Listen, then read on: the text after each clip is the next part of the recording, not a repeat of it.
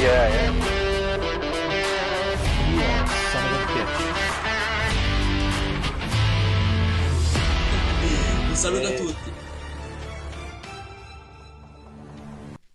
What's up, Juventini? Welcome back to the AGC, your channel dedicated to Juventus. It's August 26th, and it is another game day, all right? Verona next up on deck for Juve. We are going to tackle that one, but just a mad flurry in the news as we are, of course, in crunch time. All right, as we get close to wrapping things up. This weekend, Omer was talking about it in the green room. Feels like a month has passed by in just 3 short days with everything that's going on. We've got a welcome for Conceição. We've got Gonzalez that has come in. The push doesn't stop there for Cope Mainers, which is, well, again, 48 hours, 24 to 48 hours. We've heard that about a handful of times now, but we will see. Pushing for Cope Mainers, pushing for Jadon Sancho as well. We're going to go through all that. The latest on Fede Chiesa. There is just an insane amount of news swirling around today. Even have some strange rumors, okay?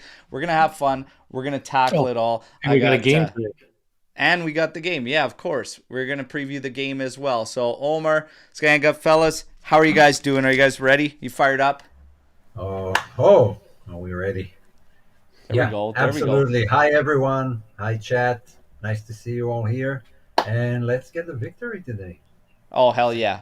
Hell yeah. We got to get the victory. We will say what's up to the Army in here. Skanga's probably still got Johnny Cicada on the brain. The green room. You never know what you're going to get, you know? So, get a little verse of John Cicada from Alberto first thing in the morning. It's a great way to start a vacation week with a game and a show with you fine gentlemen and a little bit of Johnny Cicada. So thank you very much. There we go. Who the fuck is Johnny Cicada? Pino, ciao, buona giornata, fratelli, forza Juve, AGC Army, drop a like. There you go. Alex Juve, die. Everybody pumped for this game here. Matteo Camisa, it feels good to be excited to watch Juve play again. You know what? There's just a ton of excitement around, and why not? Giuntoli has done his part. We're going to talk about what's to come now. It is pretty much going to be up to Mota and the players, but we are going to get to the Mercato as a whole and compare it to some previously as, it's been thrown out there. Is this one of the best? And maybe if you're talking about some of the restrictions he's faced, it could be up there. So we're going to have a lot of fun today with a lot to discuss, all right? But before we get to the news bits, I have to break something down. Okay, something that bothered me, and not so much for me, but more so for all of you in the Army, based on how we operate and how we run things here, okay? So we had a big weekend in terms of what was going on with views, activity, subs, and everything, and there was about 5 that had to drop comments, and they're saying, you don't get to be happy. I don't get to be happy because you're Mr. Negative. And I had to laugh. And I said, who the hell has waved the flag harder for Giuntoli than me, dating back to last summer when he only bought Weah? And I said, guys, this needs to happen financially so that we can move forward properly and get this cleanup done. But it's not about me. I've challenged them, and they had nothing to base it on. It was thumbnails and titles and not the actual content amongst those shows. And I said, yeah, we're going to guide shows based on the hot topics around the community. So if somebody's fired up and we might title a show like that and then we'll hash it out. But we pride ourselves on representing all angles amongst the fan base. So when I hear people try to push, you guys know me very well, when people try to push this pedestal, okay, this tier of fandom, that's where I step in and I shut it down immediately. So I took exception to those comments, not for me, but for everyone in the Army, because if you ever feel like you're not accepted because of your opinion, that is absolute trash and it is garbage, all right? Just this past weekend in our private members chat, Basil Allegredli actually was the one that came out and said, I've been part of several communities and I have to tiptoe around certain communities and feel like I can't say what I actually feel. That is garbage. And it made me feel super pumped that we're doing the right thing, because in our members chat, yeah, if you have an opinion, it's more than welcome. So, there's opinions. oh yeah. Oh yeah, but I love it. And that's the way it should be. Mm-hmm. Nobody is a real fan, and others aren't real fans based on their opinions. So, to all of those that believe there are tiers and try to create this pedestal again, there. All right? Simple as that. The world isn't rainbows and butterflies, everybody, all right? And if you want that kind of content, go find some Teletubbies. We're not them, okay? We're real fans, real opinions. We're authentic, we're raw and uncut, and it will never change, all right? So for the army that rocks and rolls with us, hey, we're with you, and we're always going to fight that fight for you, all right? Always, always, never, ever back down from your damn opinions. All right? Except now let's rock and roll. His opinions are... I agree. How can I join the members chat? That is for memberships. And again, you got to be on a desktop to do it. They won't let you do it through your mobile phone, but you could jump in there through that. All right? Now we rock and roll. Never get an answer. You just got one. Just got one, amigo. Through the desktop, you'll see the button. It'll say join, okay? Now. Got to be a desktop.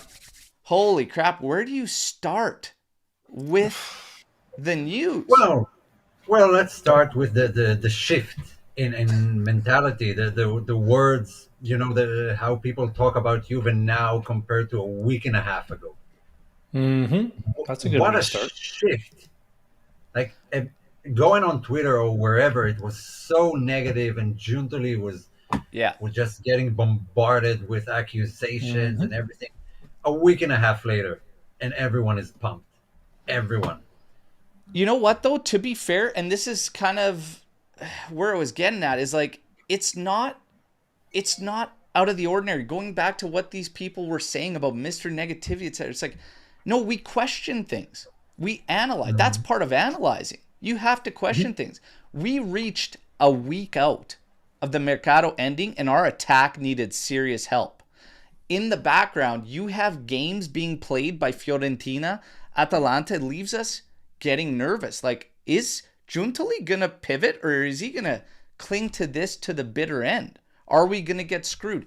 That is fair questioning from the fan base. Like, that makes perfect sense. Should we pivot? Those were always legit questions.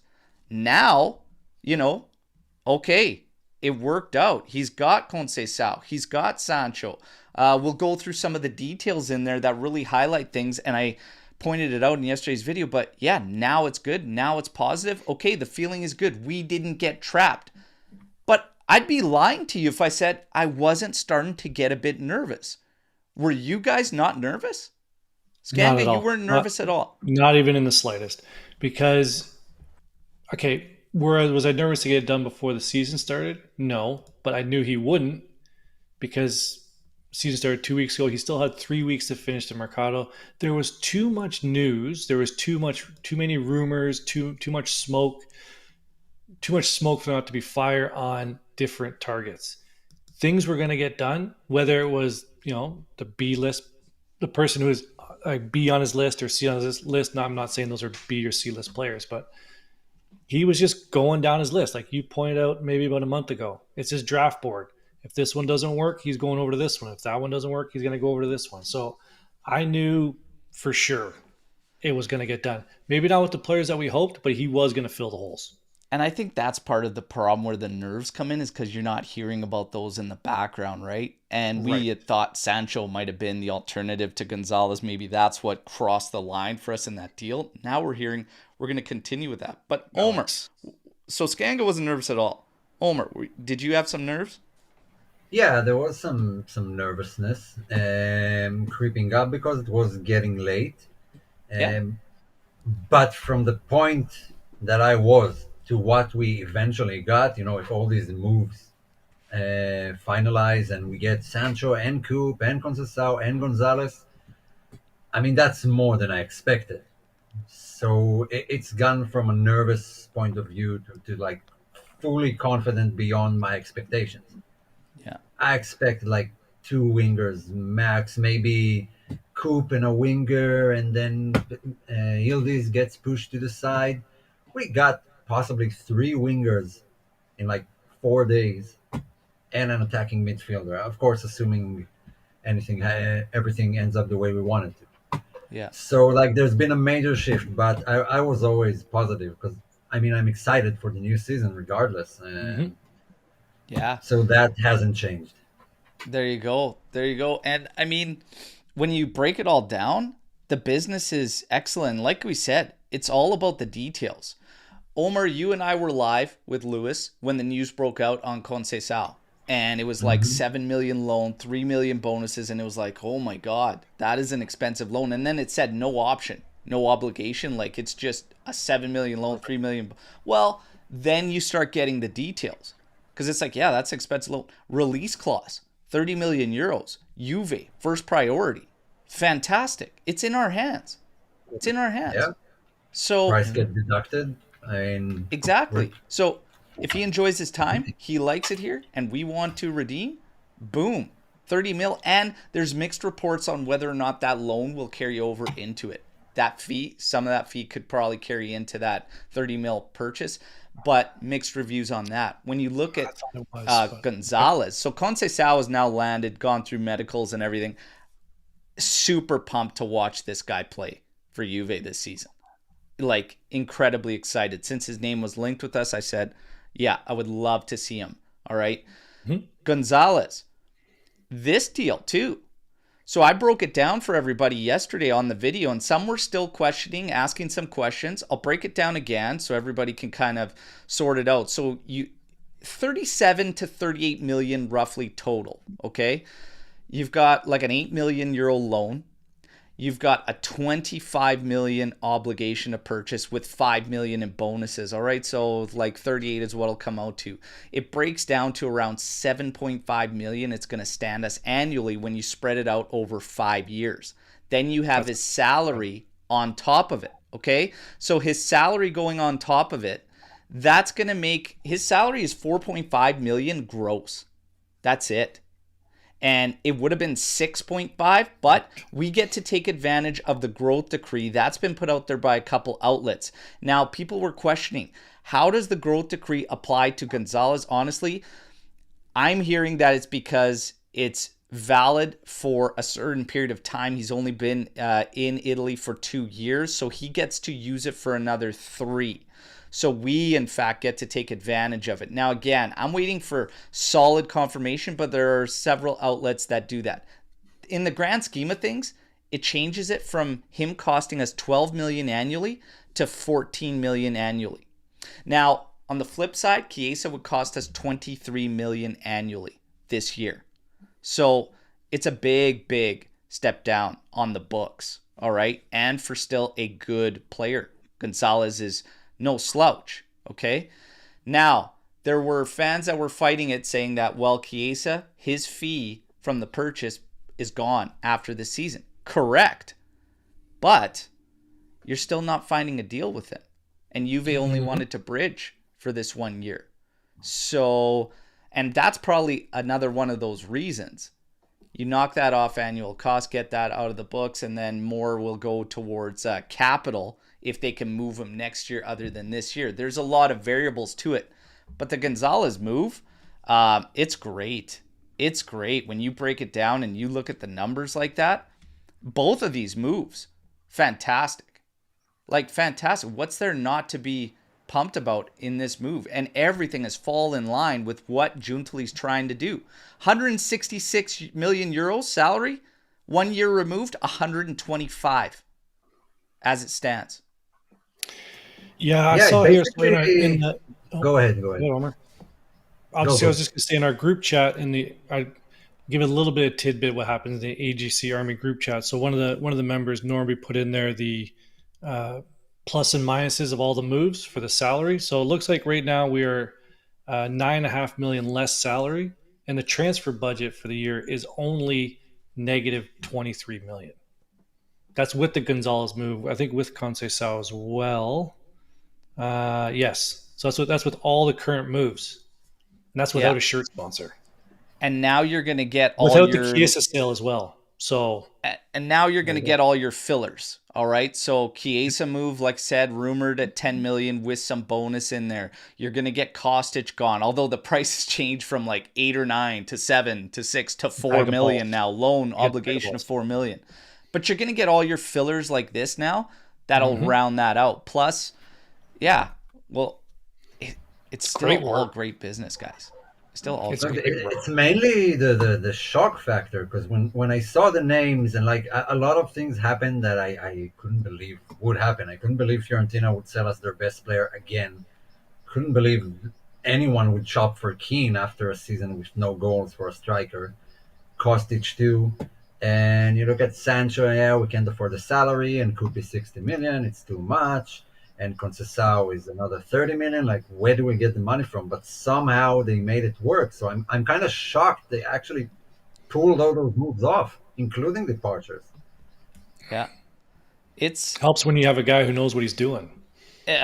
Well, I mean, yeah, like he's been cooking. Forza Juve are 10 million less for a player that produces the same numbers. That's, what did we say?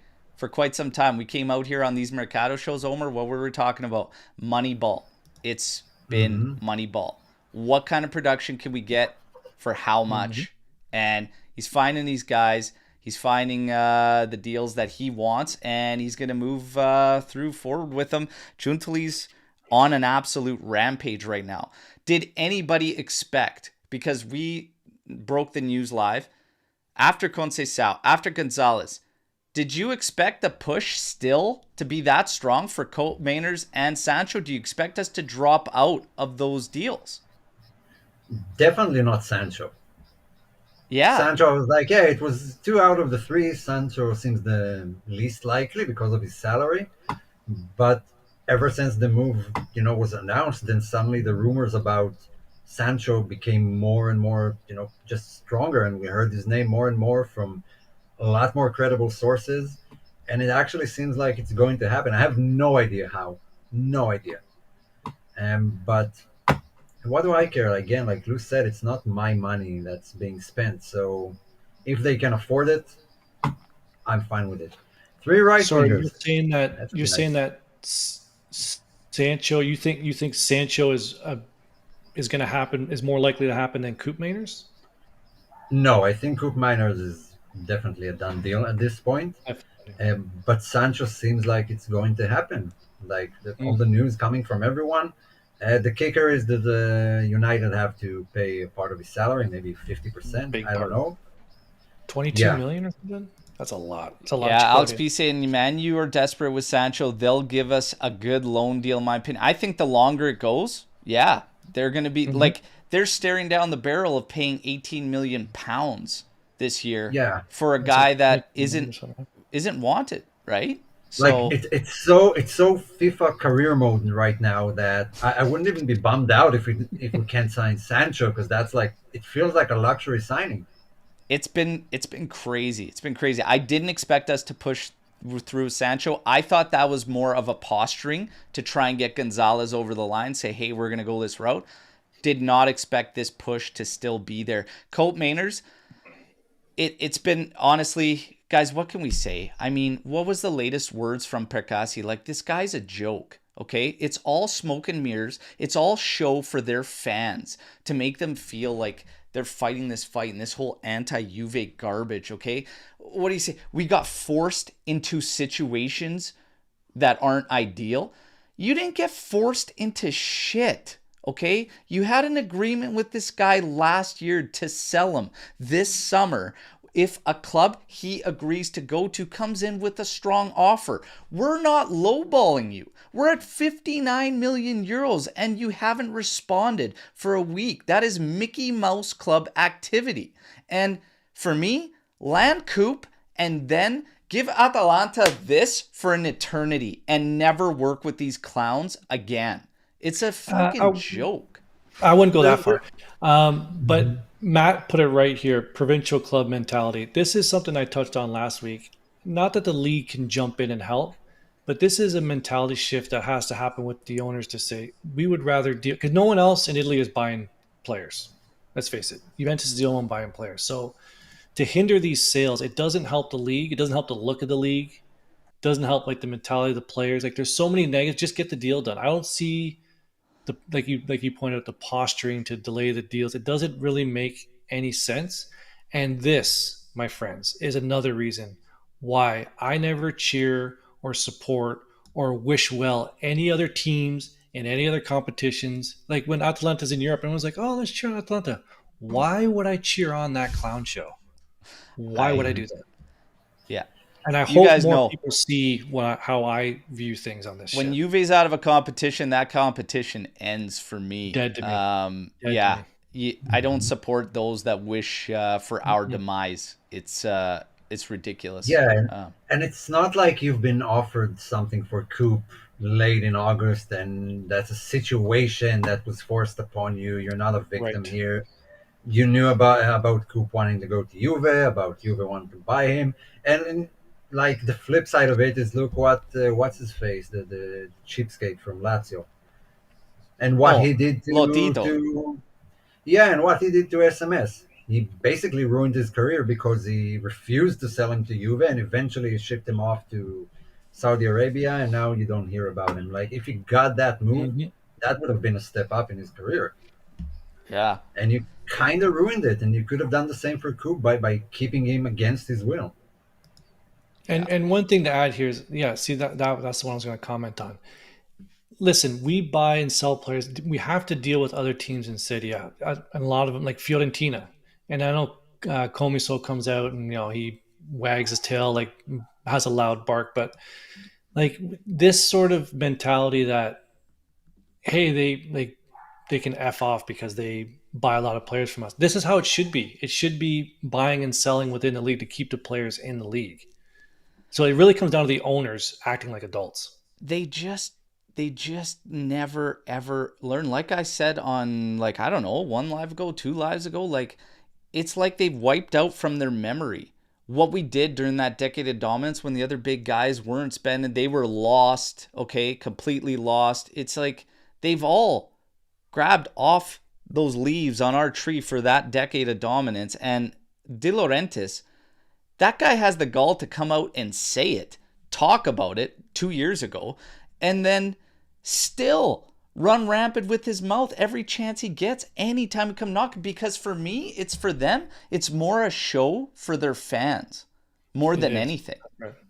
And that's what I think Percassi's doing. I think he's putting on a show for his fans so that they'll accept it. And in the end, he makes their club just look ridiculous. And it kind of makes just the whole operation look like a Mickey Mouse. But, Yeah, and but they it's do been the good same business. thing Like, with he doesn't have to Bologna. do that. Go ahead, Omer.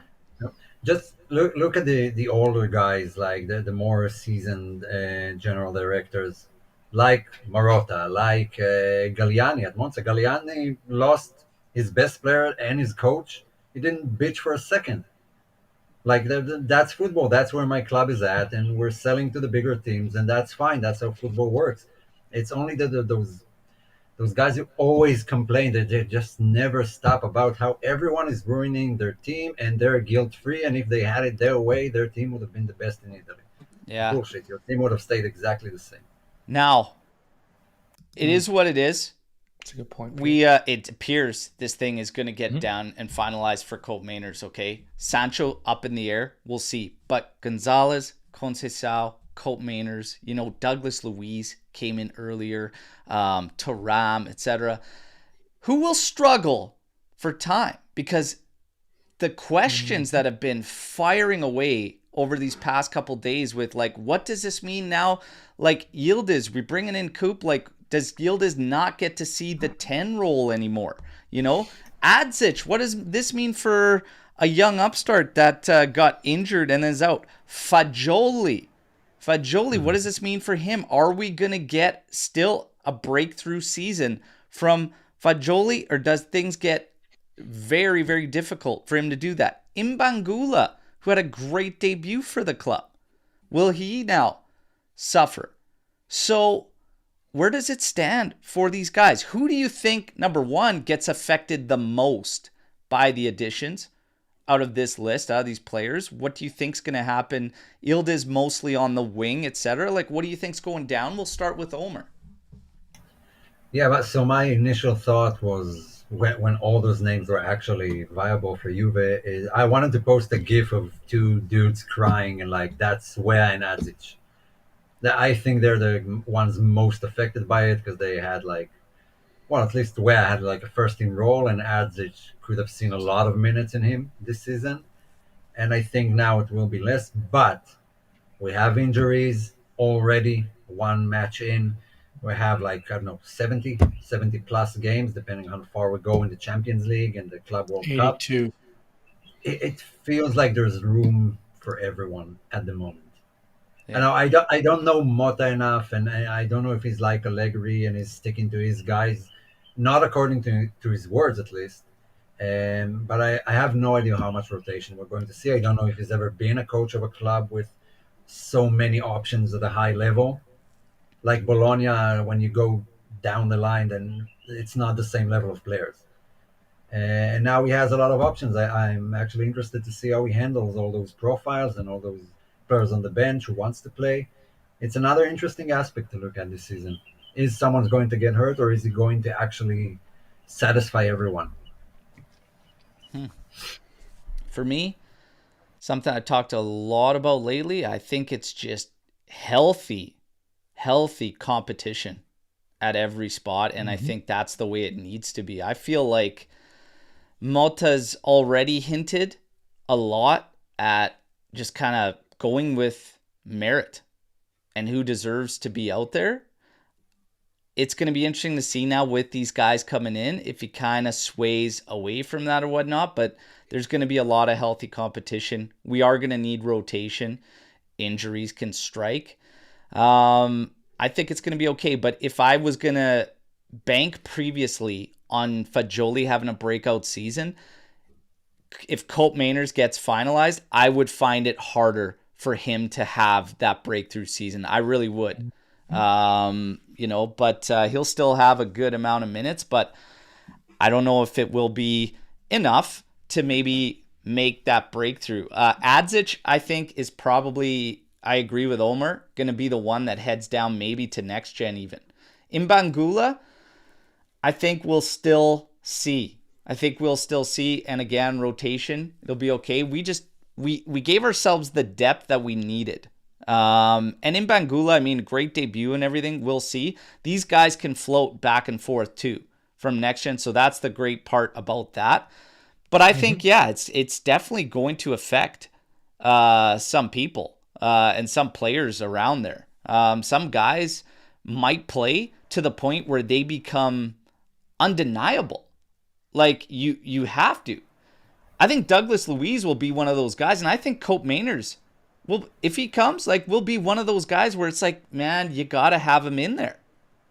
That leaves you with one spot for the rest of the guys. So if I'm thinking you gotta have a breakthrough season with Fagioli, Taram, Locatelli's consistency is what's going to dictate what happens there, but he's going to have some time. And McKennie, we kept him around. He's got to have some minutes, right? So it's going to get tight, everybody. I think some guys will solidify themselves as must starts, and it could get tight.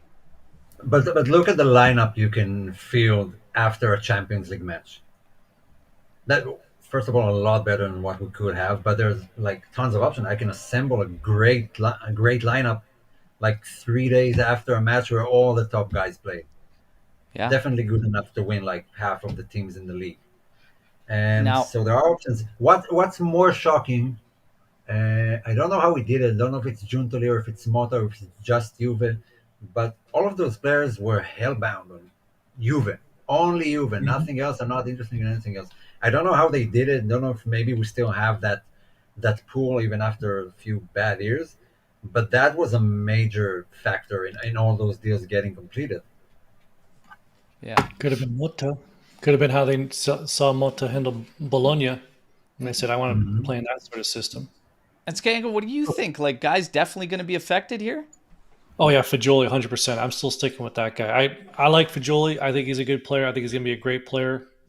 But there's a log jam in front of him. to have to Yeah. get minutes. Now, I have another question, but I'll save it for the storm to start to storm the barn. I was one of the English pundits. I don't watch them a lot. I really don't. But one of Thankfully. them brought up the fact that on any given team, you have basically, I think it's somewhere. I might butcher this. 6 or 7 starters, like they are locks to start, and then the other 3 spots is where you get the competition. Like in training, you have to pick up your game to get those last 3 spots, and then you have like the 4 guys who are sort of like the fringe, and then the last 4 like we're the bench players. So I think for those, to use this example, I think Fajoli is going to have to pick up his game, which is great for him, which is great for the club. Pick up his game to try and get one of those last 3 starter spots, or at least be the first to come off the bench to relieve the midfield. Which I think he's still going to get minutes. I don't think he's going to get a lot of starting minutes, but I think he might potentially be the first, if not second option off the bench. Yeah. Okay, so everyone is up and about this Luis Rojo guy saying that Barca won by Chiesa. That's been, that guy. So he's a reporter for Marca, one of the most uncredible sources in Spain, and it's like an 11,000 follower guy who's going up against all the other reporters, Nicolas Kira, Romano. Everyone said like Chiesa Yeah. is going to Barca. So take it with a grain of salt. I don't know how credible he is, but that's pretty ballsy going against everyone. Rojo, wasn't that like a chocolate bar or something? Like Rojos or That's Rolo. Oh, Rolo. That's who I Mhm. thought this was. God, I love a good Rolo. It's Creator all of individual Rolos. ones. You can get the Rolo Blizzards at Dairy Queen. Giddy up. Giddy up, giddy up. Now, in terms of we're gonna have to wait and see how Mota does it. Gary Neville. There's way more options now available to him. The flexibility amongst the lineup, what you can do. We're already hearing, Gonzalez can play left, right. He could play as the 10 as well. Yildiz can play anywhere across that 3 in a 4-2-3-1. Left side, right side, and even as a 10. There was rumblings about both of those guys potentially playing as a false 9 in the absence of Dusan Vlahovic, which is very, very interesting. Very, very interesting, okay, to think about, because that's probably one of the only 2 knocks you can put on this window. And it goes back to all those times we were asking the main hot topic around this fan base, and it was, what is the highest priority for this team? We ended up bringing in Kalulu and Cabal at the backside of things, and we always said, well, our priority should be midfield and attack. But we have not found a vice Vlahovic, and, some say we settled at the back end, didn't get that number 2 defender. I'm still feeling good with the back end. I'm still feeling fine there. I think attacks, I wouldn't be surprised if you get a very, very cheap striker that comes in just as protection, but Milik is set to stay. So you're going to have Vlahovic, you're going to have Milik, and I wouldn't be surprised if you get a very, very cheap option. But to be honest, I think the priorities were hit, and I'm not too critical, and it's not going to affect my rating too bad at the end of this Mercado when it finalizes. We're not going to give the score yet because it's not done, but I'm not going to be too affected on losing out on a number 2 center back because of how we rounded out everything else. The one thing we were always steady on, we always said, let's see what the follow-up is. You missed a target, okay, but what's the follow-up? Where do we go from here? Where does it finish? It's always about that finished product. A lot of, trying to rate this thing as we go, but it's a gong show. And look at the finish to it. It's been absurd. It's been absurd these past 3 days.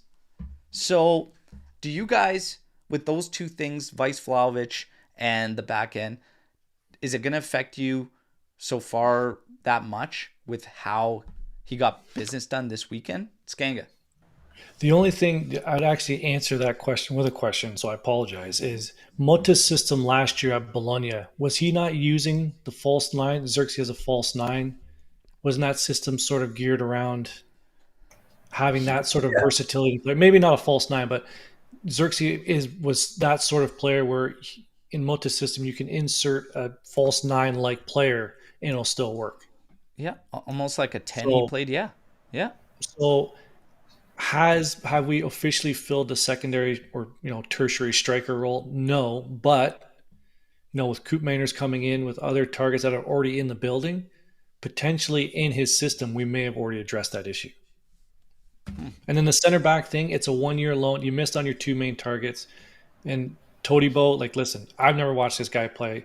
He could be junk. Calafiori, I saw him play like twice. So what do I know about this guy? Calafiori jumped for England pretty damn fast when that, So look at what Cope Mainers is doing. Cope Mainers become a hostage because he wants to join us. And the other one jumped ship so fast for bangers and mash. It is what it is.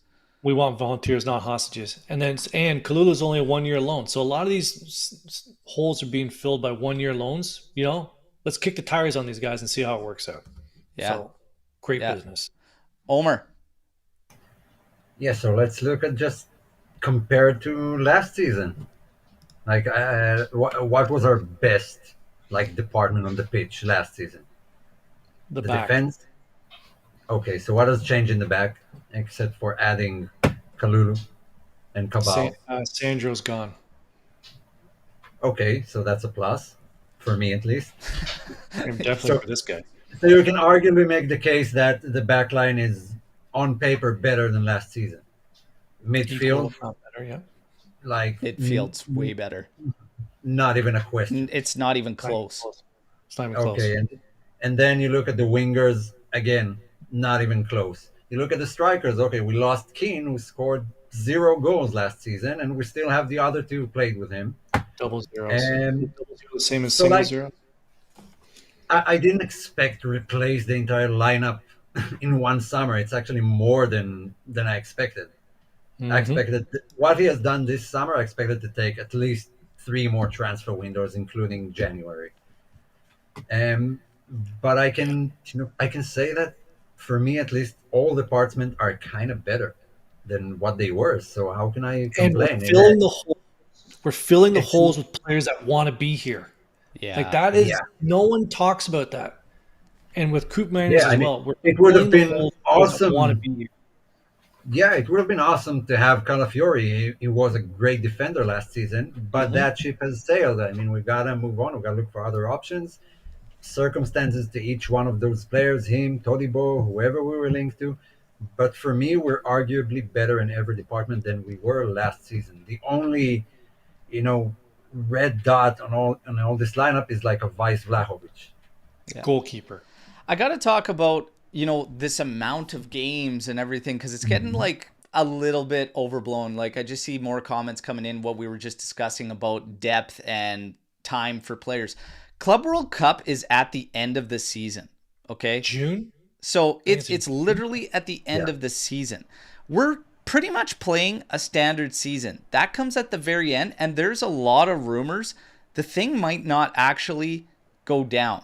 There's a lot of issues. That's why I couldn't find tickets. I couldn't even find the wait list for tickets.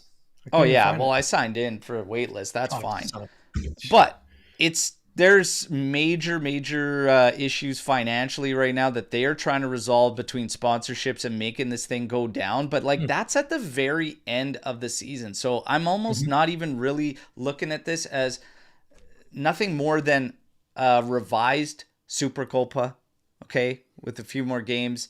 And then your standard Coppa Italia, Serie A, and Champions League. But yes, you're going to need some depth. You're going to need rotation and everything. But it's not like as insane as we make it to be, with Club World Cup being at the very end of the season and potentially not even going down. So we take with what is, but I don't know. Malta might end up finding some locks. Let's see what happens. Okay? Now, in terms of the Mercato itself, Omer has mentioned several times already this show, and it's surpassed anything we could have imagined for how much work Giuntoli's done. It's been insane. So we have to look at it, and I've seen this comment come up a bunch in the community. Can you think of a Mercato, and especially given in the circumstances, the restrictions Giuntoli was facing, can you find a better transfer window? I mean, if we're talking about impact, you immediately go to 2001, right? I'll give you some examples of strong windows, and let's kind of see where we gauge this one, okay?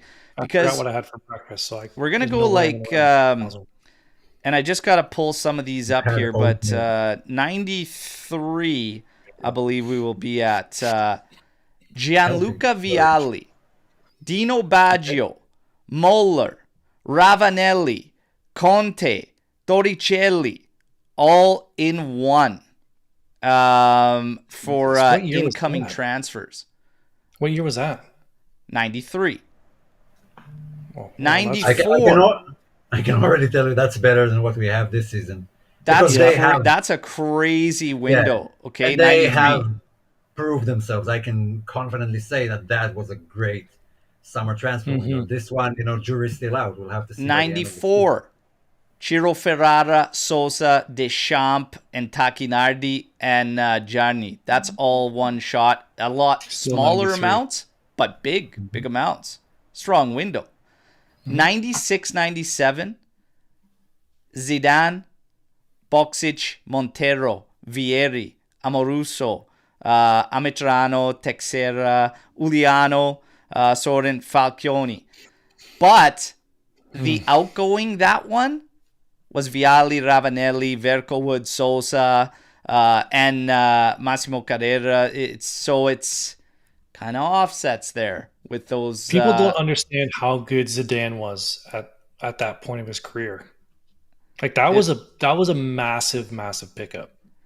Now, get to another one. Some of these were thrown out by comments in there. And we've got 2011-12. Obviously, Pirlo in.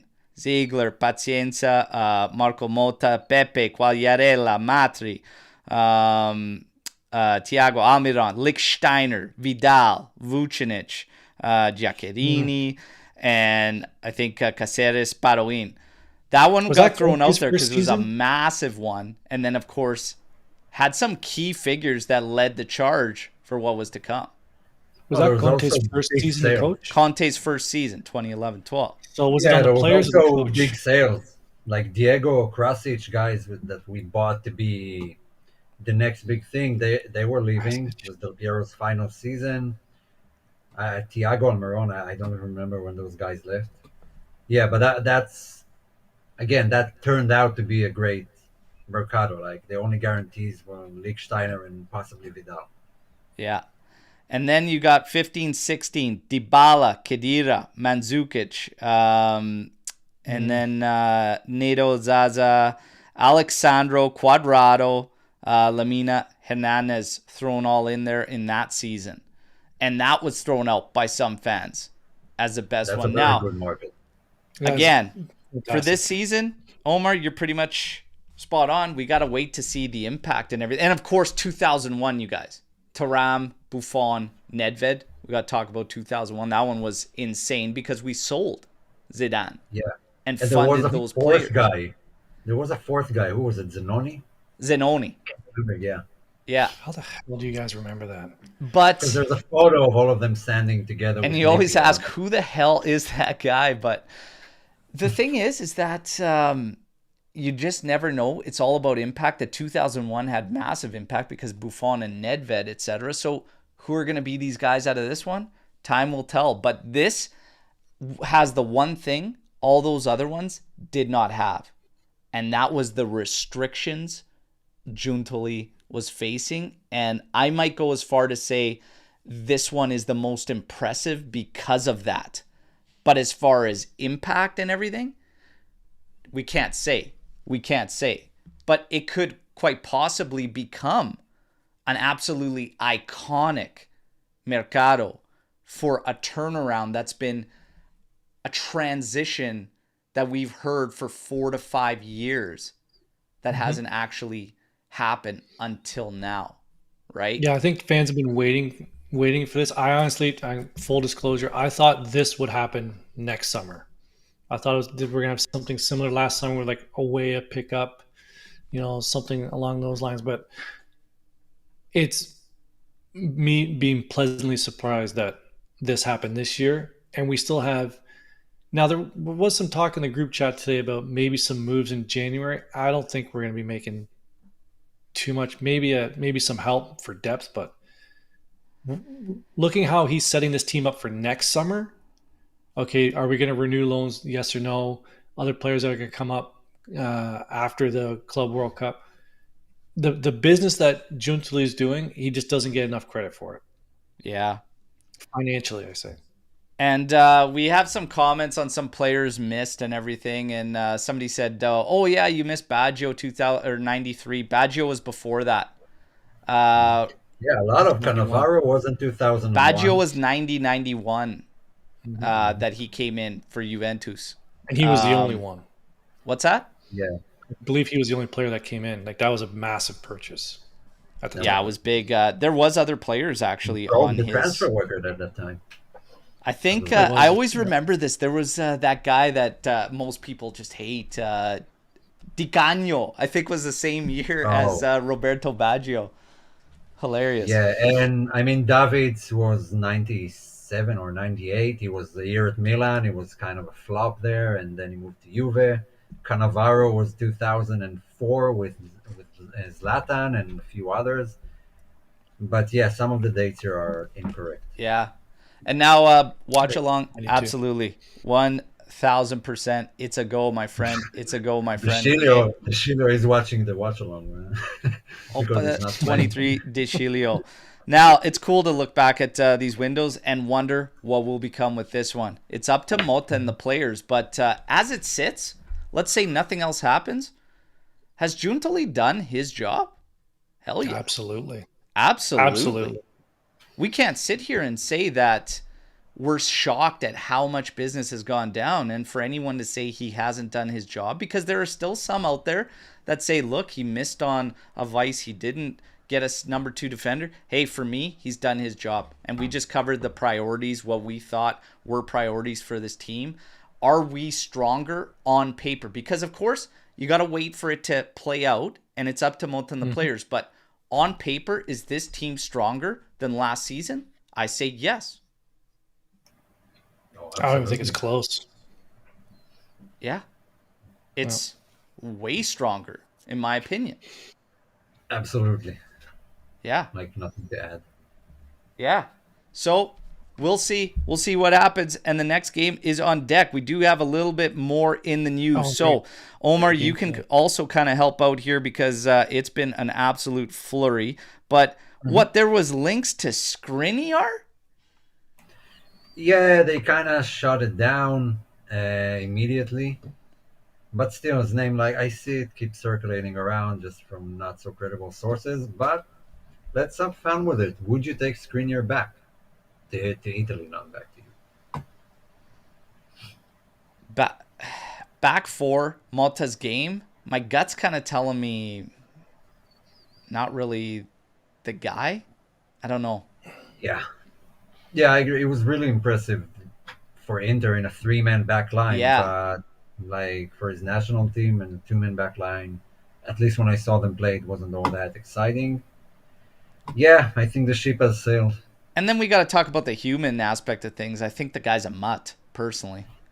I wouldn't be surprised to have like a no Juve clause. Like you can sell him to everyone except for Juve. Yeah, and I'm fine with it. So, no. Perfect. And we get some immediate no's out there. Skriniar, no. Flat out, no. Just testing the waters. I don't think it's happening. Chiesa to Barca, obviously, it looks like that's going to be a go. He's expected there like Tuesday, tomorrow or Wednesday. So the goodbye probably set to come. There was a lot of fans, obviously, naturally, wanting us to keep Chiesa and everything.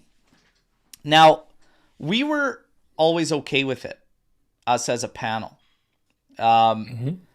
Let's put ourselves in the shoes of, and Swarit, yes, you come to mind. I will, I guess, pose this question to you, Swarit, because of how strongly you feel about Fede Chiesa. Are you more comfortable now with the business that was done? You have to be more comfortable. Like, Sev, our buddy Sev, okay, Muser99 is like, he has been fighting me nonstop on this Chiesa thing, just not being able to come to terms. this weekend he said, I am finally at the point where I feel comfortable and we have coverage. I have no concerns now in saying goodbye. So, I don't know. If you were like Sev, like Swarit, you got to be more comfortable now with these guys. Yeah, I can kind of throw it back to because the way people are feeling about Chiesa these days, I felt the same about Jovinko, and I was holding on to it for like 6 years. Like this guy is gonna explode, but like 5 managers later, no one found a place for him. There was some issue there, and eventually he was sold and he was gone. I was really hoping he would be the guy for Juve, the next one up, the Del Piero successor, whatever. But as soon as we, just started winning and guys were like Pepe and stuff were actually scoring goals, it didn't really matter. Eventually, if you are winning, it doesn't really matter that much to me, at least, who's on the pitch. And I already kind of got used to the idea of Chiesa leaving at the beginning of the summer, so it's not a shock. And what can I say? We got some promising replacements. Let's see how they do. And but I can compare it to Jovinko, and sometimes it just doesn't work out. Yeah. And there's a lot of talk about this registering. You know what?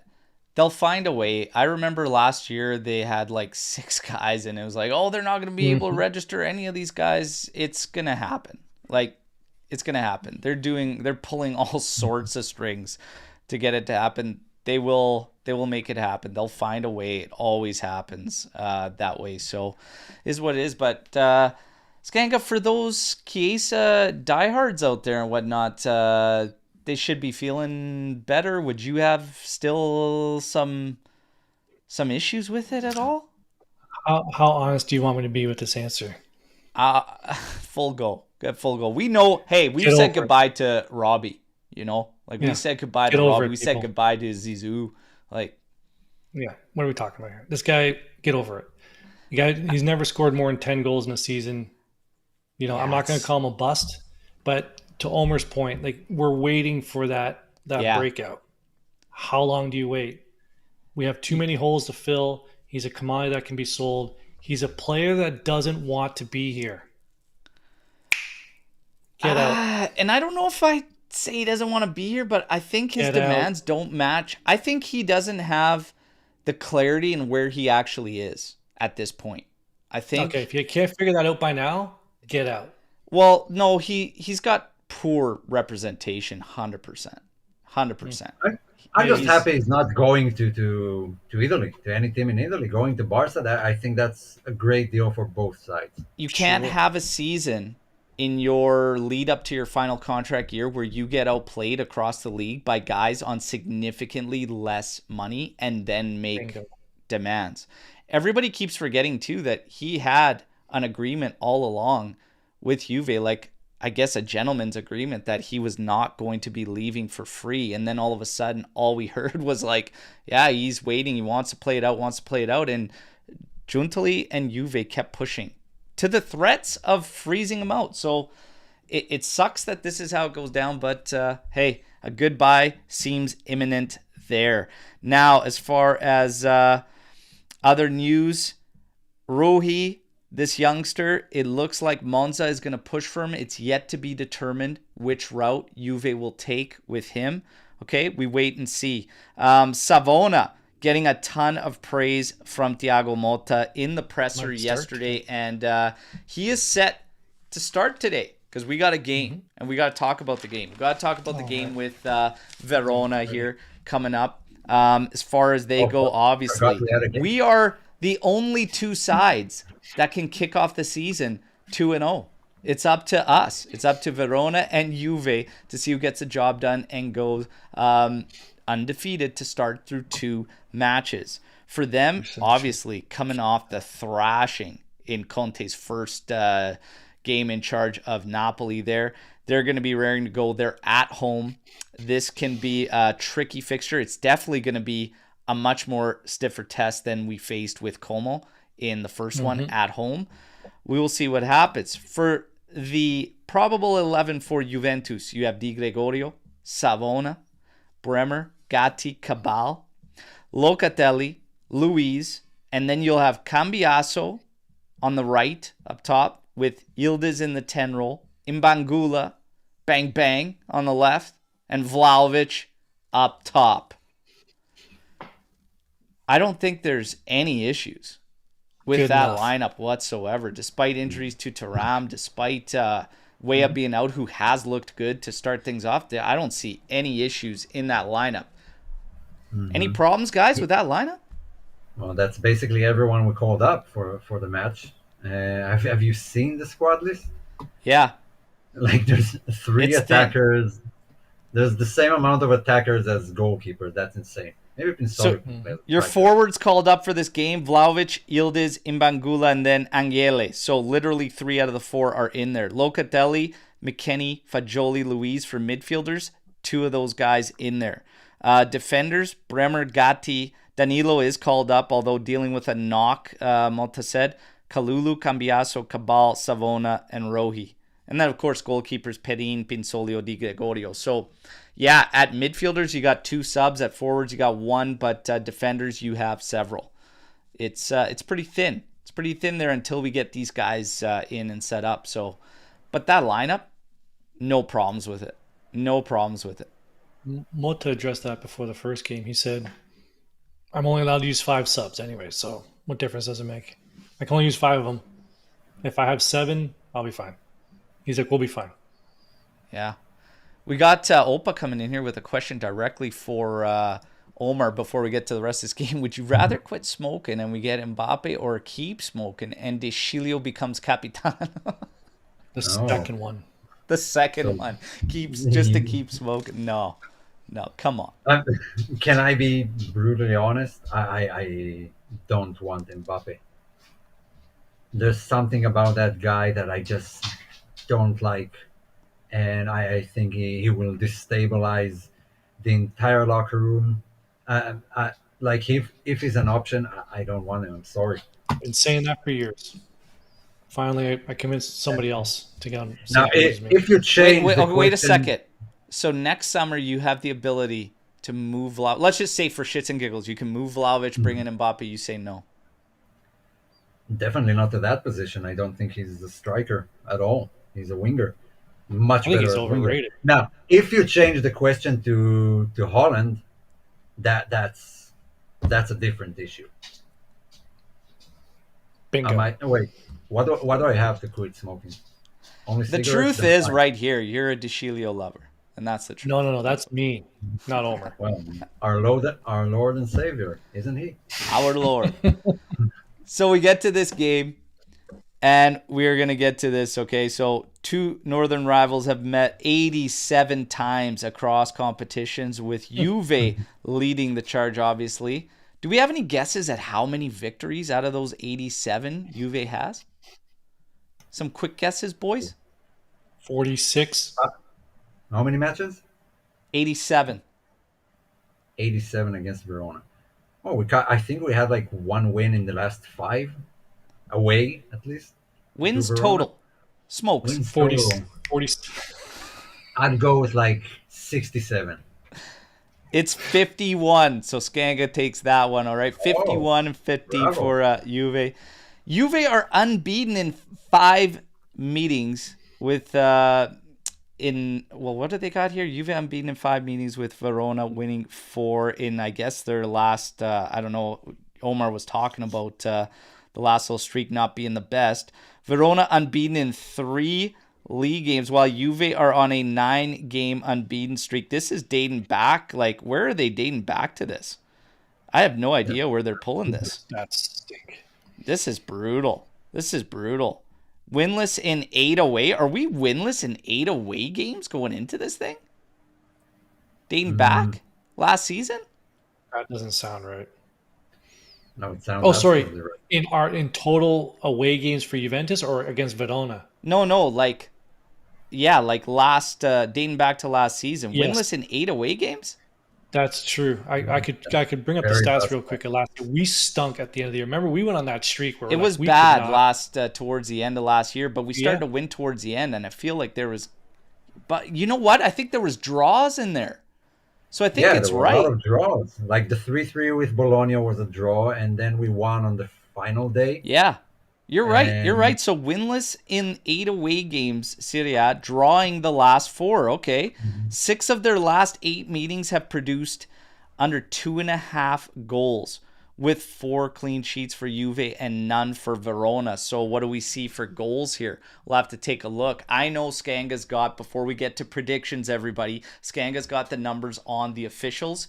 Let's hear, because last one, was spot on. That guy got trigger happy. All right, with the cards.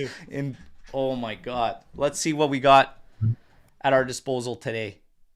I also have microphone issues in my back. Yeah, you're you back. can hear me all right? Okay, good. All right, so I believe the last name is pronounced Giulia. So Antonio Giulia, he's done 52 Serie A games. He averages 4.9 yellows per game. He's had 9 reds in those 52 Serie A games, 22 PKs. Now, the 9 reds. He's done 5 games for Juventus. Double yellow to Dusan in the last game, 0-0 to Genoa. He gave a red to Lecce in our 1-0 win. That would be last season. He did a 2-0. These are all home games, by the way, which I thought was weird. 2-0 win against Udinese. In 2019, he refereed our 2-1 win against Genoa. Genoa got 2 reds that game. Rabiot got a double yellow, so he got a red in that one. And then a 3-0 win against Frosinone. So, red, this guy likes the yellows, so I maybe a little bit of Chicoria on the double yellow happening today. Sounds like he looks like he likes to set the tone with an early yellow, just to kind of keep everybody in check. But I think that double yellow to Dusan, I think that was for his mouth. The second one, I think he was yipping him in that game, and that's when he got hit with the second yellow. I think it was Descent. yeah, I remember that one. Correctly. All right. So, well, what if we ever sat here and said, "Oh, that's a good referee. I would like him to be the referee today." I mean, they're all basically trigger happy with the yellows. Yeah, it's more the outside stuff that bothers me, like rule changes that need to come into effect. But it is what it is. At the end of the day, it's time to put our money where our mouth is. How do we feel this game's going? There was a lot of shouts for draws early on, just around in communities and stuff.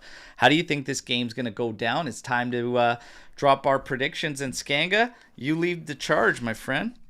I got it. Okay, so I'm going to go, well, just so you know, Juve to win is minus 140. So they are a bit of a favorite to win this game away outright. I'm going to go with the 2-1 final for plus 1,600. My goal scorers will be Dusan at plus 125. I'm going to go with Bremer at plus 600. Also, Dusan to be the first goal scorer is plus 340. So not a bad bet. I'm also going to go with a halftime draw at plus 105. 2-1. Another halftime draw for you. Okay. Mm-hmm. Halftime 1-1 draw. Okay. And Omer, you're halftime, up. not 1-1. Yeah, Oh, okay. Just halftime draw. Yeah. Mine is similar to Matt's here in the comments. I thought 2-1. I think Dushan breaks the duck, and the old ketchup bottle analogy is going to start banging them after the first one. Gotta get that first. Yeah, I believe the first one will be today. And the second goal scorer, let's go exciting one. And Bangula gets another one. Okay. The PK is not a bad call there. 9 PKs in 22 PKs in 52 games. That sounds like a lot. Yeah. Win almost 4-1, 4-1 win. Juve win 3-1 here. Okay. I'm going to be quite honest. I had a tight affair. I had 2-1, but with you guys going 2-1, I just can't do that. Somebody's got to change it up. Finally. I'm comfortable saying we go 3-1. Okay. So I'm going to say 3-1. I'm going to say a goal is a PK. I'm going to say Cambiaso gets an apple. Cambiaso gets an apple in this game, okay? So 1 assist coming from Cambiaso. We score on a PK. And I think that I'm just going to say we get over 4 yellows in this game. We'll see. Over 4 Over yellows. 4.5 or over 3.5? 4.5. Over Over 4.5. 4.5. I like. I'll say it's over 5.5. I think they're gonna be flying around. Higher than that. Okay. You Yeah. say over 4.5 for yellows. We got I like more. the Mbapengula. Let's keep that in mind. Mbapengula. What about Vafambangula? I like that one. Vafambangula. That's The not very good. Mbapengula's a little. It's tough, man. It's tough. I like it all though. 5-0 triple for Duchamp. Oh yeah, let's go. Sign me up. And Sign you might me up. notice something Don so far. Valentino, easy 3-0. All right. This All is our right. second pregame show, right? And not one person in both shows has predicted a loss. Yeah. Yeah. Not even Everyone's in a good Not mood. even a draw. Not even a draw. Everyone's This game, confident. it's going to be tight. It's going to be a tight No, game. we had some draws in the previous match, but after that, it kind of seems like a win Right? now. People are maybe liking how the situation's panning out. Well, the mood is definitely. Oh my God, what are we talking about? It's night and day. The mood around it, the excitement and whatnot. And there are going to be growing pains. There are going to be banana peels. Hopefully today is not that one, because as we look at the score lines around the league, Juve's got a great shot at going into that first break on 9 points. And if we do that, that sets us up brilliantly for getting the new recruits accustomed in nicely. Okay. Again, people healed. Yeah.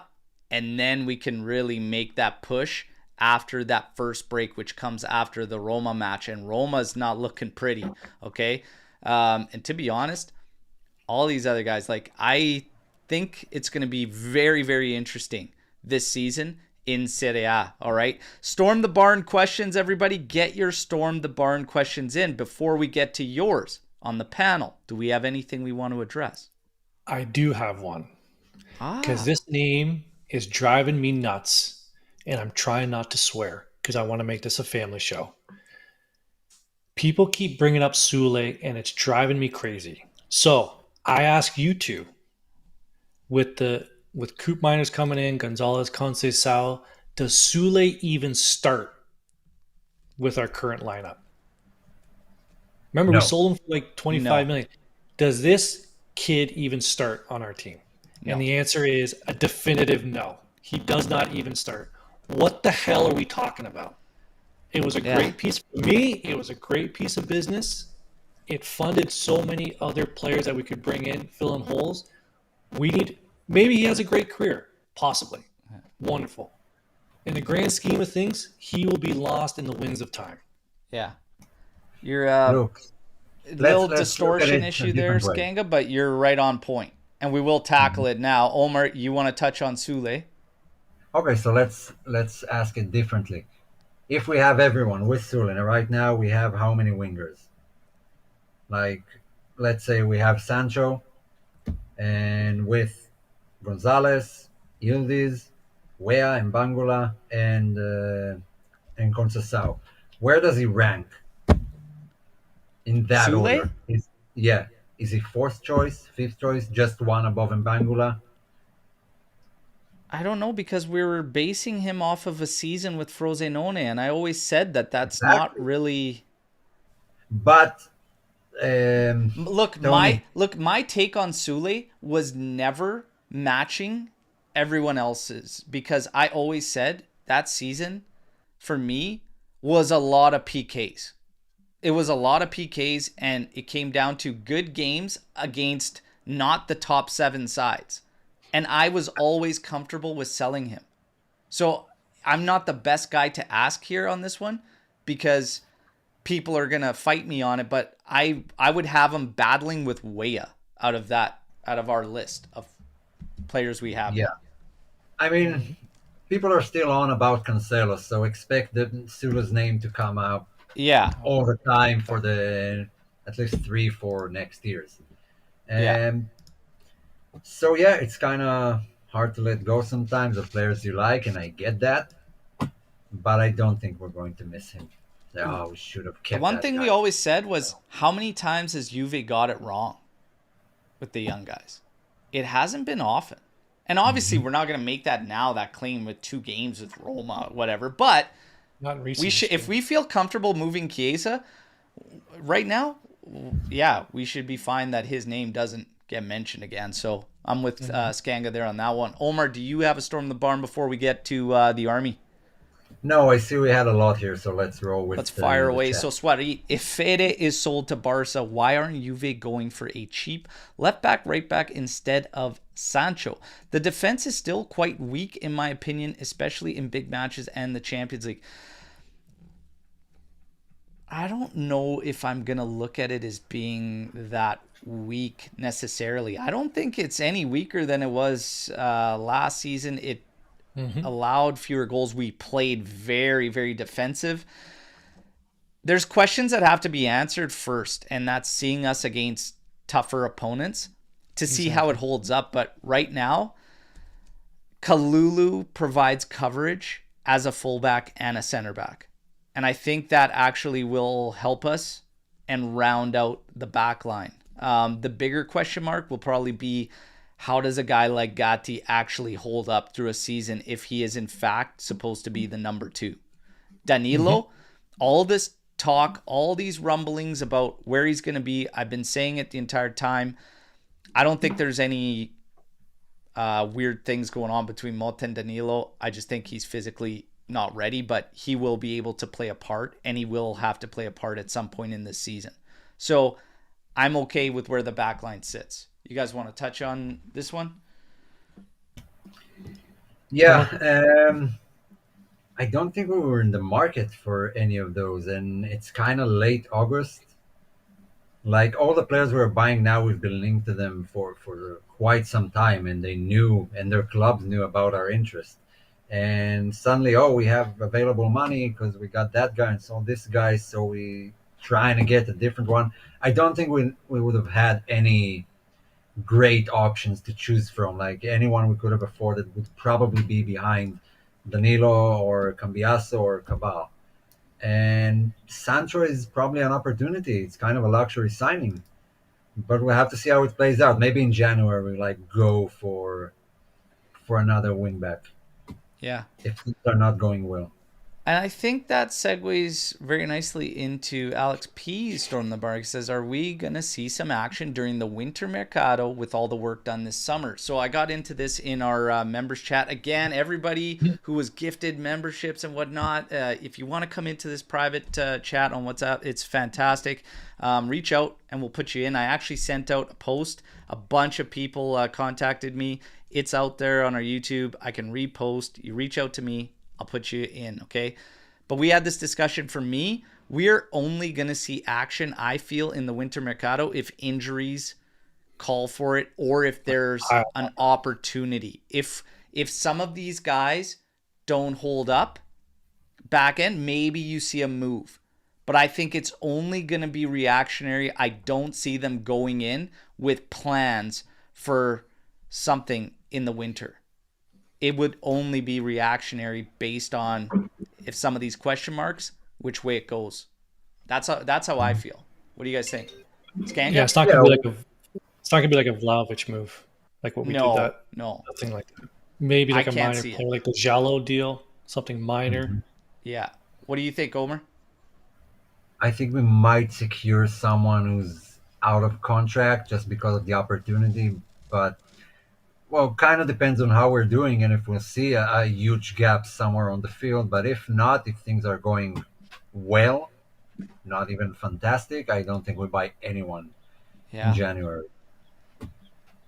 Yeah. Maybe, if we make it through in Champions League, then we have some more money that we didn't count on, and then we have some to spend.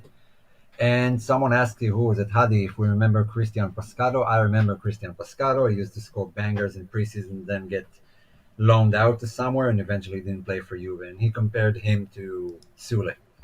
Yeah. Let's keep it rolling, everybody. All the goals that Gonzalez scored were typical striker goals. Do you think he would not be a better option for a Vlahovic replacement as striker than as a winger? We talked about this earlier. I think he can fill several roles in Mota's setup. Either wing as a 10, and I think he could also probably potentially cover playing that position a lot differently than Vlahovic does, obviously. I think he can help, but Milik sticking around is what it is. We need coverage, need backup. I would not opposed to seeing Gonzalez try it at least, whatnot, but somebody cheap, if out there and we make a swing, I wouldn't be against, just as some added protection. I don't know if I have full and utmost confidence in this plan. Omer? I don't have a lot to add. I mean, he has some headed goals. It seems to be good around the area. I guess we'll see it with someone, maybe not Gonzalez, but we will see like this false nine or winger move to like a striker position somewhere during the season. Yeah. We'll have to see. There's a lot of question marks. Hyped about when Pogba returns. Luis Pogba and Cope will destroy every team we come up against. Hashtag Pogback. Skanga's been hinting at this one for I don't know how long. If he gets that court ruling in his favor, man, would you guys not take him on a reduced salary just to fill a hole here and there? On a what salary? Reduced salary. Significantly reduced. Yeah, that's like 10 million reduced. I don't think his body will hold up regardless. I think like I go back to the first initial feeling of when everything kind of happened and he dropped down to 400K or whatever we're paying annually, 42K annually. And it was like a blessing in disguise for Juve. Financially especially. Maybe. You know, I can't help but like not shake that feeling from my mind. I think like the dream and like returns are just really getting shut down. They're just really getting shut down. Breath of fresh air, moving forward, no looking back. And even with a guy like Morata, easy. I was for bringing him back, whatever, 12 million, Vice Vlahovic, etc. You know what? Just returns in general, let's shut him down. Players, managers, shut it down there. In the office, it's cool. Giorgione, get your ass back in here. Let's go. But players, coaches, shut it down. Hard to argue. Yeah. Next time I even hint at it, you just slap me, okay? Do you agree with having different captains each game? Because at the moment, we don't have a credible captain except of Danilo. But I also don't like seeing Gatti as captain. Too soon for him. You know what's funny? Like for me, I said, why not let the team, especially with a team with so much turnover and everything, and as they work through training, why not let them decide? This is our captain, you know? And in Mota kind of going around and whatnot, maybe doing it by merit or work through training, he's kind of setting the tone that like, the training is intense. It's serious. Like how you treat that is what you're going to get paid to you in dividends through the games and everything. I respect it. I don't have a problem with this. And it's close to what I was saying about let the players decide. But what do you think about it, Omer? I would have let the players choose, maybe even a vote. But because it's a fairly young team, with most of the players are new here, and the current captain doesn't seem to be part of the starting lineup, I think there's a hidden goal here for Mota with Gatti. I think he sees him, at least I see him as kind of a loose cannon that can get a red in any game. But when you give him the captain's armband, you give him responsibility. And if he rises up to the occasion, you kind of fixed what's the biggest fear with him. And so maybe that's what Mota is trying to do, give him responsibility to shake all those tantrums off, because it could be risky. But at the moment, like I don't have that much of an issue with it. And Mota said in the presser, like, I'm not going to tell you who the captain is for next match. You'll see for yourself. Yeah, we'll see. Tuna Steak St. Cambiaso coming out as captain today. We'll see. Thank you. Tigre, Capitano, I will be there. Yeah, let them decide. Let them figure it out. Whatever Motta's doing, I'm fine with it. He's in now. Let's back him. Let's see. I have no issues with Gatti being captain, etc. Like, whoever he decides, he's got a reason to do so. Let's Agreed. see. Let's try and machine gun some of these. Say we get all our targets, Sancho and Coop included. What does the front four look like for me? It's Yildiz, Cope, Dusan, and Sancho if we get all our targets. Skanga, would you go with that one? Would you change it up? I don't know. Would you have Conceição instead of Sancho, or are you starting Sancho ahead of him? I haven't watched Conceição. I've seen Gonzalez play twice when Juventus played him both times last year. Like, what are we talking about here? But from what everyone's saying, I would put Gonzalo on the right wing. Gonzalez, okay. Gonzalez, sorry. And then everyone else. I don't know. That's a really tough question. I have to see kind of how it works out. I have no answer because three of them are right wingers naturally, like Gonzalez, Sancho, and Conceição all play right wing. So that leaves basically Mbangula and Yildiz, which are still two youngsters. I don't know how he's going to play this out. Gonzalez might be. And again, until we see everyone play, he might be better suited in this style to the 10 role, but Cope would take that ahead of him. Conceição will have the potential to do some serious damage in Motta's game. Serious damage. He could easily become the one name ahead of Sancho as well if he signs. But I think that now for me, like Vlahovic and Coop Miners are a lock, and the other two, I don't have an answer for that. I don't know yet. Yeah. The nice thing is, think about this for a second. I love this question because it actually highlights the massive positive we're about to see. Because you could take Yildiz out of there. If we got Sancho, you can move Sancho there. Then you get one of Gonzalez, Conceição there. You could take Cope out. You've got Yildiz that could slide into the 10 role. You've got Gonzalez that could play on another wing. You've got Conceição that could also do that on either wing. Like, it's just awesome the amount of options we have all of a sudden, right? But Sancho, of course, if he gets locked in, is just another bonus for me and not one I expected. But I'm happy ultimately with like any of those combinations, really. But we got to see them play out. I think guys will start to make locks for themselves. Is Ant's beard and hair dyed, or is it AI generated? It's pretty strong. AI? Neither. You guys wish you had my jeans. What you should be so lucky. What, Levi's? Are you guys still rocking Levi's like the 90s there? What do we do? Wranglers? Stranglers, I called them. So tight. Yeah. Now we got Pierre Portela Cavalier. Of the incoming signings this season, if you had to bet who will be the most underwhelming, I won't say flop because I'm hoping for a good season. So out of all the incoming signings, who do we think could be potentially the most underwhelming? Well, if we look at it, so you got Douglas Luiz, Gonzalez, Thuram, Di Gregorio, Conceição, Kalulu, Cabal.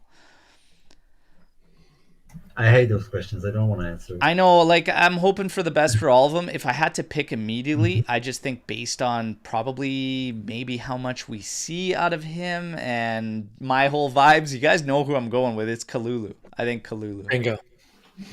Yeah. I agree. If I had to pick one, I think it'd be Kalulu. That's a good answer. That's a good scapegoat. Let's go with Kalulu. Yeah, there you go. There you go. I'm always looking out. Scapegoat it is. Do you guys think, and this comes from Juve Cornercast, do you guys think this Juventus squad, especially if we get Cope and Sancho, has the potential, and I knew this was going to come up, we left it out of the pregame because all of a sudden the shift is like, okay, we want to tackle domestically first, okay? Let's say Cope Mainers does in fact come in, okay? And Sancho, like, if we get these guys, domestically we're definitely there competing. Are we there competing like now? I think now we have the team to compete domestically and be one of those top two sides fighting for that trophy. Yeah, Do even we without have Sancho. with Cope and Sancho enough to start to think we could potentially do some damage and be some type of a hard out dark horse in Europe? There's a chance, in the way I see it, but it can only happen with those two. Because out of everyone, I think those two are kind of a tiebreakers. Like they're the guys who in tough matches have that flair to provide a goal from nowhere. It's like Sorry, an which amazing two? I missed that. Sancho and Coop, the ones we didn't sign yet. Yeah. Okay. And that's how I feel at the moment. The rest are pretty systematic. Maybe Douglas Luiz isn't, but with those two, yeah, I believe there's a good chance. I think we have a good enough team to not embarrass ourselves in Champions League. Man. Yeah. Just compete.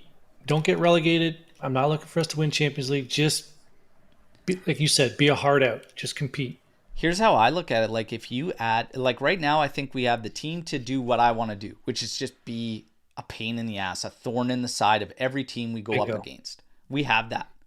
You add Cope and Sancho, I feel like the lack of pressure on us just returning to Europe, undergoing so much change, having a new coach, I think all that plays to our favor. We have nothing to lose. We're playing with free money there. This is first year back after all the nonsense that happened last season and the year prior. We're good to go. And you add those pieces, we could be that team that is what I want. Teams will draw us and say, damn it, you know, didn't want to see them, didn't want to face them. We would have that in our back pocket, I feel. And then when you have that, anything can happen. Anything can happen. Yeah, I think that type of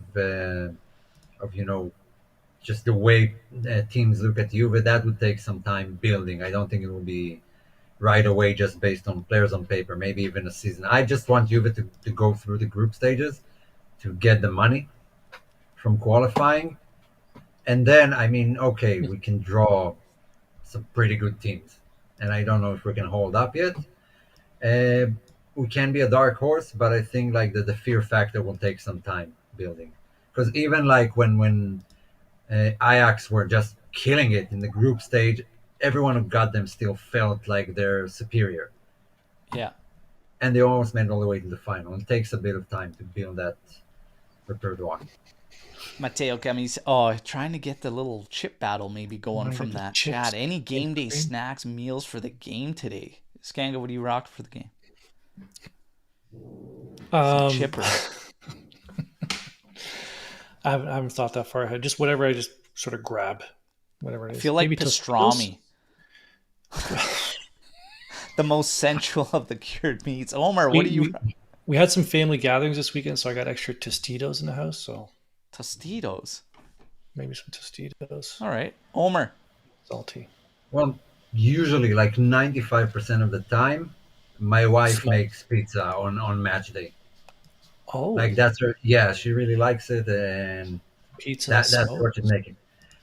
But nice. she puts a lot of work into it, and it takes like a couple of hours with the dough and everything. She makes everything from scratch, and she's having a late day at work today, so I don't think I'm going to burden her with making a pizza when she comes back. Yeah. Well, I'll tell you right now, nobody's going to want to know about my meal day meal plan or whatever, because I've literally been meal planning for like 4 weeks right now, and right in the thick of it, it's nothing during the exciting. live? What? During the watch? You're going to eat during the watch along? No. I said my meal plan that I've been on for 4 weeks is not exciting. It's just like pure... I'm in like crunch time to get to a certain point I want to be at for playoffs this season and whatnot. So, yeah, I'm just on track. It's nothing exciting. It's probably going to be like oatmeal with a shot of protein before the game today, okay? That's literally it. So I meal plan as well. Life is exciting. When am I going to have Dairy Queen next? That's my meal planning. The nice thing about my meal plan, though, is as long as it works, I can have pretty much anything as long as I make it work with the numbers, all right? Who wins in a cook-off between Ramsey and Juntoli? Oh, Juntoli. Slap him silly. Ramsey. There. Will Mota continue to start Yildiz behind Dushan? And isn't he more impactful and less predictable there? I actually saw him drift to the left a ton. I think he'll have an impact anywhere he plays. Guys agree? Yeah, he was super mobile in that game, but his assist came from the left side from a winger position, just picked the ball out on the left and ran all the way to the area. And yeah, I think he's dangerous wherever he is. If he keeps that type of game, always moving, always being available for the ball and a headache for defenders and midfielders, I don't think it matters if it's right, left, center. For next gen, he played all positions. Alex P. Jesus. Mm-hmm. Alex, bro, what? Buddy, I am the line, all right? I am the measurable for guys around here at this age. You take it easy. God damn. Daniel here, Bucci has a good question. Do your wives watch with you? Hang on. She does not. My wife, whenever there's a game on, she leaves because she knows. She's like, I don't want to deal with this shit. Yeah. Well, it should be more upbeat this season, hopefully. Fingers crossed. But no, I'm on watch along, so it would be really weird. So no. That would be weird. Yeah, my wife does watch the matches with me. She comes from a house of everyone just watches football. She never liked it, but she did used to watch it. But I connected her to the players and the team and tell her all the backstories of all the players. So she was really bummed out. Like she really liked Higuain, and she was super bummed out when he left. But I told her this season I have to like teach you a whole new set of names, and you're not going to be familiar with it. So I'm basically pushing her to sleep while I'm watching the matches. Certain games, if I'm not doing a watch along watching my girls will watch with me, but one's super young, so she doesn't have a clue what's going on, and she's quickly playing with toys or whatever. The other one just picks the team that is going against Juventus to drive me nuts, but then doesn't have the nerve to cheer if something goes sideways, and then she always comes back and cheers with me when I get pumped on a goal or something. So it's kind of funny doing that. The girls play games there, but no, she's coming around now. I showed her the yellow kits. Loves the yellow kit. I knew that was going to happen. These girls, they love those wild ones. I have to correct Swareed here. No, she's actually a Celtic supporter. Oh, Inter. Come on, man. Stop. Celtics. Oh yeah, no. Inter would it would never get to a point of becoming a wife if that was the case. Okay, we cut that out immediately. Last one, tuna steaks before the Mercado. Figured it would be a win if we made it to the round of 16 in Champions League. Now, if the chips fall our way, I think we could challenge for the semifinals. Well, we kind of talked about that and said, guys, let's get these guys all in. Let's get them integrated. Absolutely. And let's see what happens. You just never know. You just never know how it could play out, all right? But Giuntoli, I think we can all agree, has done his job, everybody. He's done his job. It's up to Malta. It's up to the players. I continue to be excited. Today, watch along for this game 20 minutes before kickoff. Hope to see you all here with me on the live watch along, all right? And, I don't know, you guys. Good vibes. Hopefully we can continue on through the season. But again, gauging through the first early start of this season, again, we have the opportunity to be the only team that's 2-0 after 2 games. The video while you're here. We've had some good support today. Doesn't take much just to hit that like button. You know what? Not just today, just like in general, everything's picked up. And I think it has a lot to do with the mood around the team and the transfers, the excitement. But to everyone that's gutted it out with us for the rough time, we always said it was going to be a matter of time, okay? And the rough patches make, all the good and all the glory that we will return to. It makes it that much sweeter when you're there and you ride it out through thick of things and everything. And again, going back to the message at the start, difference of opinions, it's all good. But you got to understand the Juve fan base is one of the most passionate ones around. And you can't let people dictate whether you're real or not real as far as support because of where you stand. You can question everything. You can analyze everything. You be critical. It all comes out of love for the club. All right? And players come and go. This Mercado is going to finish off wildly. We've done an excellent job. It's all up to the guys now. I am pumped. Today, we got to get the job done. We got to get the job done and take these 3 points. Go into Roma, okay? Go into that game. Slap those fools around and then sit at 9 points going into that first break, okay? And give the league a big day. Let's take co-mainers, bring them home. Whatever happens with Sancho, I'm good either way. But things are on the up, baby. Order will be restored. And then everyone can take their line, take their stand back in line as the Chihuahuas they are. All right? Absolutely jacked. Absolutely jacked. Wrap up on predictions. Skanga's got 2-1. Dusan and Bremer. Halftime draw. Omer. 2-1. All right? Can't remember your tiebreakers for the life of me. Okay? And I got 3-1 just to be different from these jabronis. All right? Let's go. Let's go, everybody. See you on the watch along. Skanga, Omer, absolute pleasure as always, fellas.